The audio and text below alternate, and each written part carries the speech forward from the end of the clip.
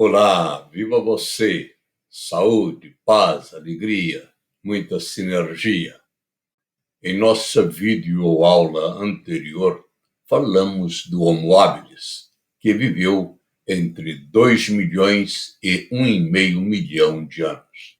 Você já imaginou o que isso representa? Quando falamos em 2.000 anos depois de Cristo, parece que já se passou um tempo enorme, não é mesmo? E o que dizer então quando falamos em 2 milhões de anos? Pois é, mas um pouco de tempo depois do Homo habilis surge o Homo erectus na escala evolutiva. E isso foi há muito tempo também. Essa espécie viveu entre 1,6 e 200 mil anos atrás. Duas coisas chamam a atenção desde logo. O Homo erectus tem bipedia, agora estritamente terrestre, e tem também uma estatura muito superior aos dos antecessores. Passa de 1,20 m para cerca de 1,80 m de altura. Como se sabe que o Erectus chegava a 1,80 m de altura? Os antropólogos assim concluíram com a descoberta do fóssil do menino de Turkana, assim conhecido por ter sido encontrado às margens do lago de Turkana, onde hoje é o Quênia, no nordeste da África. Esse fóssil completo de um menino de apenas 9 anos de idade, com datação de 1,6 milhão de anos, tinha 1,63 m de altura. Assim, é possível estimar que, se esta criança tivesse chegado à idade adulta, teria crescido até alcançar por volta de 1,80 m.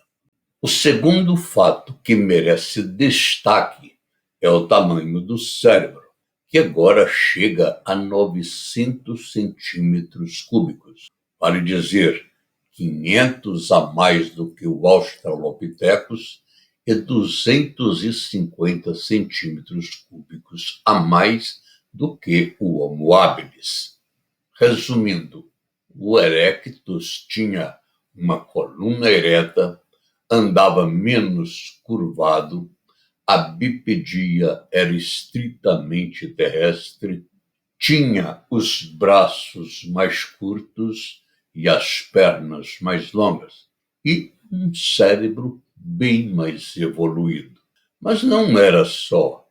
Era um hábil caçador e aprendeu a lidar com o fogo no cozimento de alimentos, com registros que informam que isto ocorreu na África do Sul cerca de 1 milhão de anos e em Israel cerca de 800 mil anos. Foi o primeiro hominíneo a sair da África, ocupando regiões do Cáucaso, na Geórgia, cerca de 1,8 milhão de anos, e também regiões do Sudeste Asiático, a ilha de Java, há cerca de 1,6 milhão de anos, e ainda regiões da China. Curiosamente, o Homo erectus não vai para a Europa.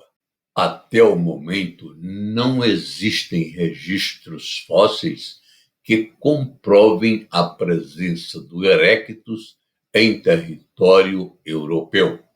O Homo erectus é a espécie humana de maior duração, de maior vivência no planeta Terra, tendo vivido por cerca de 1,5 milhão de anos.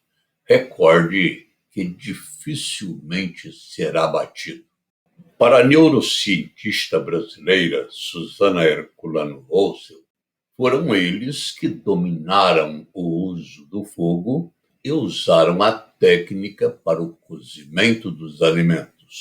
A domesticação do fogo entre 1 milhão e 800 mil anos foi um passo deveras muito importante na evolução da espécie. Com o domínio do fogo, os eréctos passaram a ter, a partir deste recurso, não apenas uma fonte de luz e calor, mas também uma arma eficiente para afastar os animais que representavam perigo durante a noite. E ao dominar o manejo do fogo, aprenderam, não se sabe precisamente como, a cozinhar os alimentos que até então digeriam na forma natural. Supõe-se, imagina-se, que esta descoberta tenha ocorrido acidentalmente, ao deixarem a carne cair no fogo. Além disso, o aprendizado do cozimento amplia o cardápio dos humanos de então, que passam a ter mais variedades na alimentação. Segundo Susana Herculano Rosel, o cozimento de alimento foi a primeira revolução tecnológica do gênero Homo. Revolução que permitiu aos humanos desenvolver uma habilidade que é praticada até hoje e que transformou nossa história evolutiva. Explica a neurocientista brasileira que com 86 bilhões de neurônios e sem o cozimento dos alimentos, nós teríamos que comer cerca de 9 horas e meia por dia para atender às necessidades de energia consumidas pelo corpo e pelo cérebro.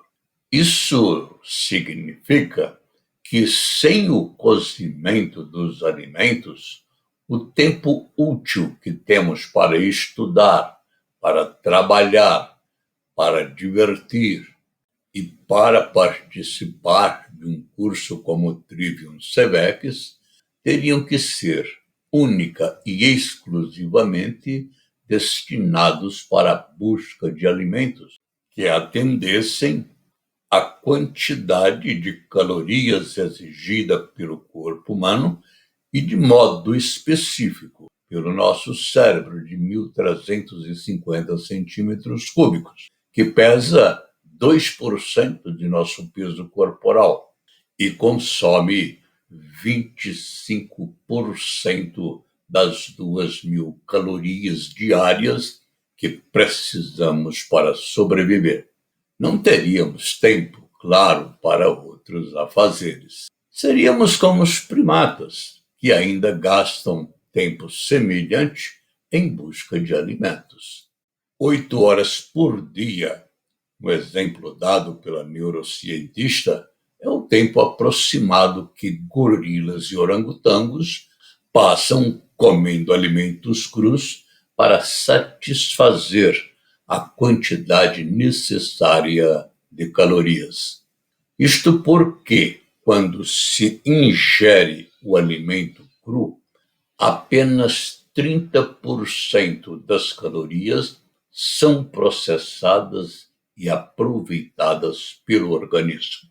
Ao contrário, quando o alimento é cozido, o aproveitamento é de 100%.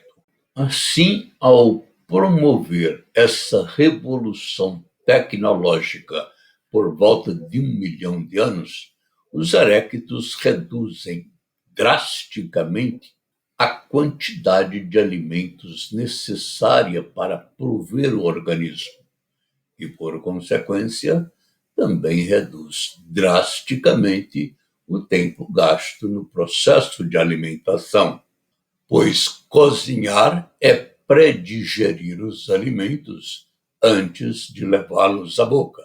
Como sugere a doutora Susana Herculano, é bom que passemos a ver a cozinha como algo bem diferente, algo muito mais revolucionário, algo muito mais tecnológico do que estamos acostumados a significar.